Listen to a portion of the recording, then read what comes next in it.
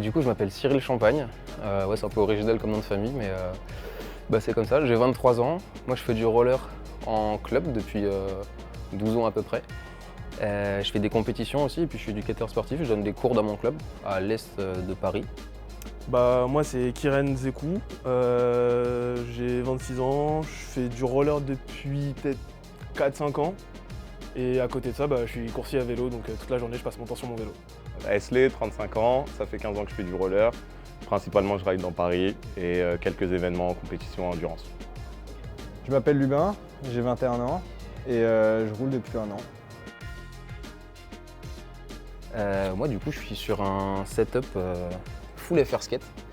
FR-Skate, du coup, c'est la marque qui me suit, parce que je suis sponsorisé par eux. La Boots, c'est un SL Speed 2025. Petit chausson inspiré de la vitesse, avec un spoiler, c'est la pièce ici qui maintient la cheville en carbone. Là, ça rajoute de la rigidité. Vu que je fais pas mal de bêtises en roller, ça m'aide à pas perdre une cheville à chaque fois que je fais un saut.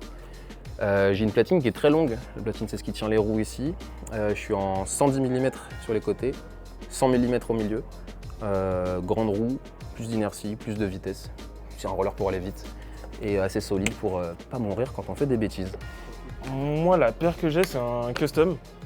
C'est un custom que j'ai, donc du coup on va avoir une Boots FR, donc de la marque FR-Skate, avec un chausson Intuition, donc un des chaussons les plus légers qu'on peut avoir et ça, avec une platine en 480 et des roues rollerblade d'hydrogène.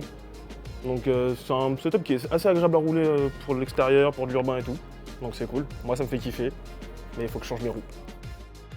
Je roule avec un Bauer 2X Pro, donc ça fait quelques années que je l'ai. C'est un roller de hockey à la base, mais c'est pas mal pour l'accélération et faut filer un peu partout. C'est des rollerblades Crossfire. C'est des 4x80 et carbone. Pour l'Atmos Skate League, en vrai, moi je trouve ça un super bon concept, j'aime bien.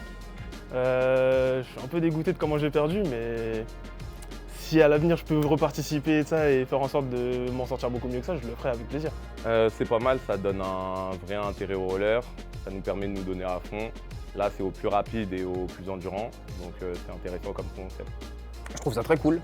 On était venus sans aucune attente particulière. On a vu, il y a une compète, je suis à Paris, ça lance des compètes à Paris.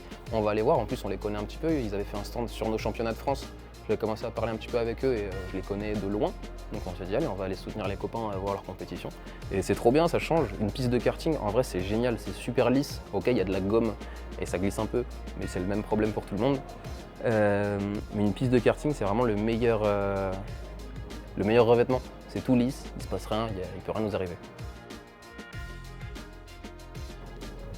Les réseaux sociaux.